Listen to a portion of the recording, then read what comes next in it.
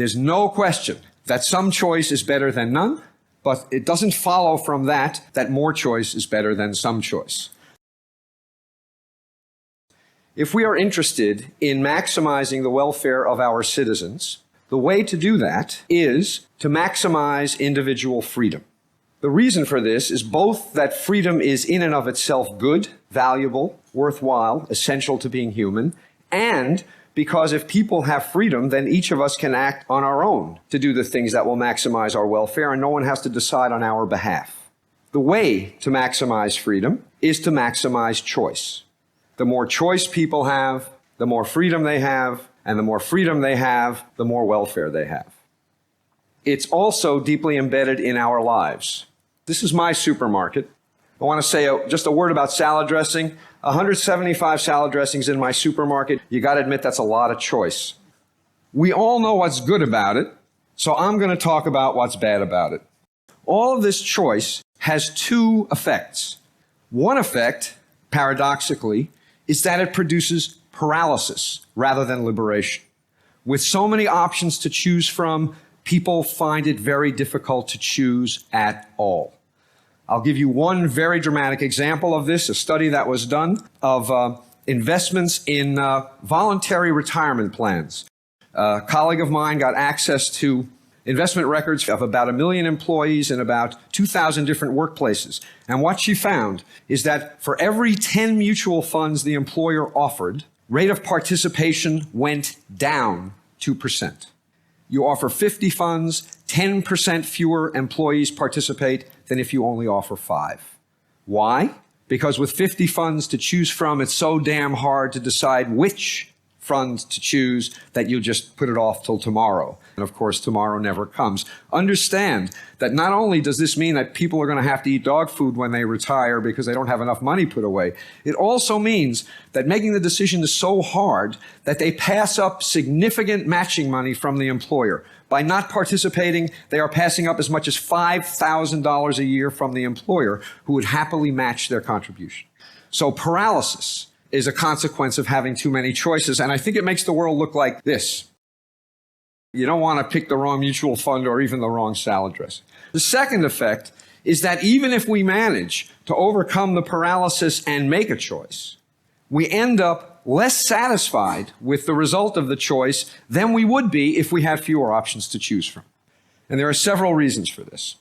One of them is that with a lot of different salad dressings to choose from, if you buy one and it's not perfect, and you know what salad dressing is, it's easy to imagine that you could have made a different choice that would have been better. And what happens is this imagined alternative induces you to regret the decision you made, and this regret subtracts from the satisfaction you get out of the decision you made, even if it was a good decision.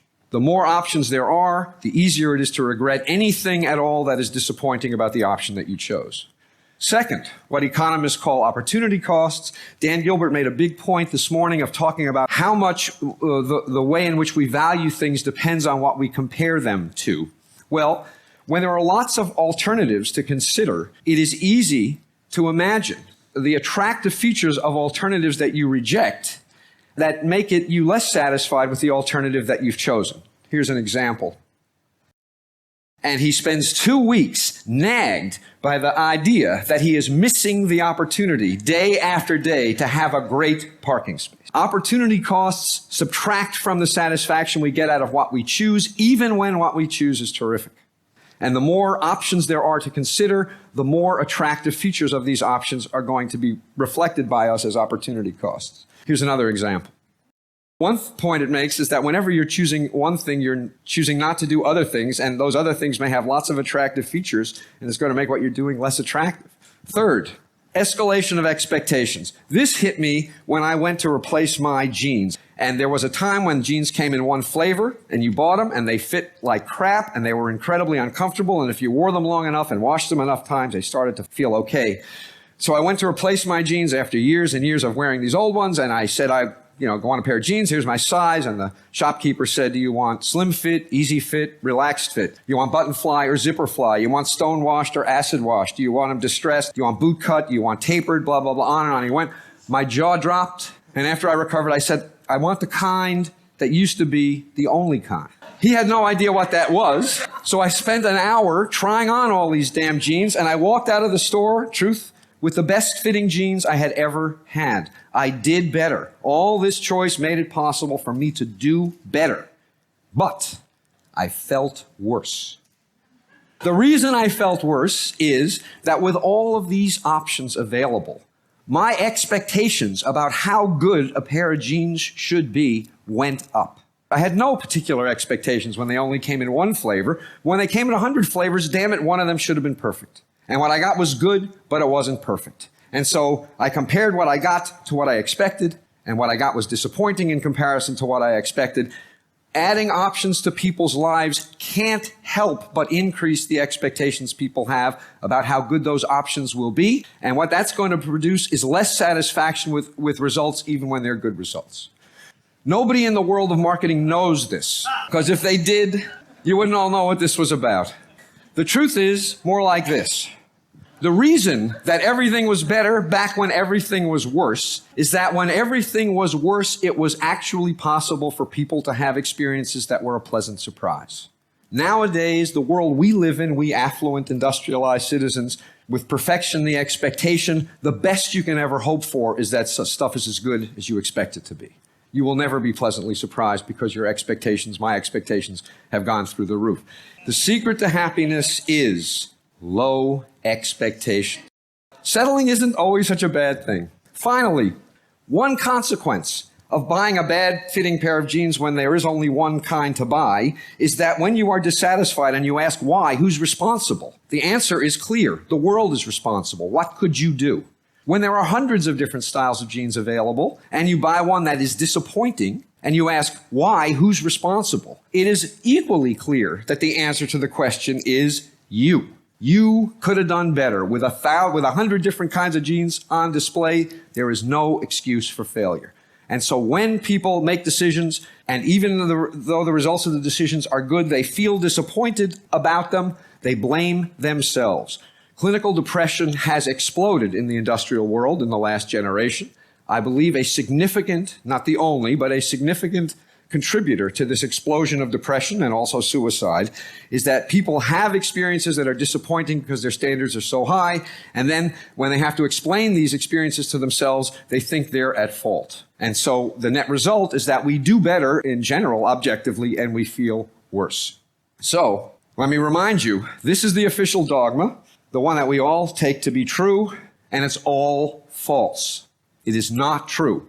There's no question that some choice is better than none, but it doesn't follow from that more choice is better than some choice. There's some magical amount, I don't know what it is. I'm pretty confident that we have long since passed the point where options improve our welfare.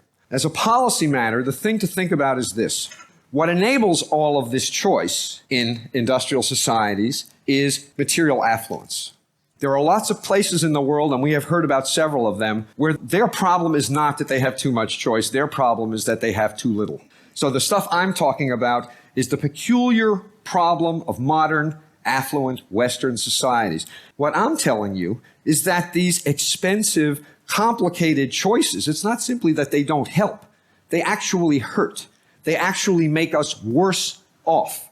If some of what enables people in our societies to make all of the choices we make were shifted to societies in which people have too few options, not only would those people's lives be improved, but ours would be improved also. This is what economists call a Pareto improving move. Income redistribution will make everyone better off, not just poor people, because of how all this excess choice plagues us. So, to conclude, you're supposed to read this cartoon and, being a sophisticated person, say, what does this fish know? You know, nothing is possible in this fishbowl. Impoverished imagination, a myopic view of the world, and that's the way I read it at first. The more I thought about it, however, the more I came to the view that this fish knows something. Because the truth of the matter is that if you shatter the fishbowl so that everything is possible, you don't have freedom, you have paralysis. If you shatter this fishbowl so that everything is possible, you increase paralysis and you decrease satisfaction. Everybody needs a fishbowl. This one is almost certainly too limited, perhaps even for the fish, certainly for us. But the absence of some metaphorical fishbowl is a recipe for misery and, I suspect, disaster.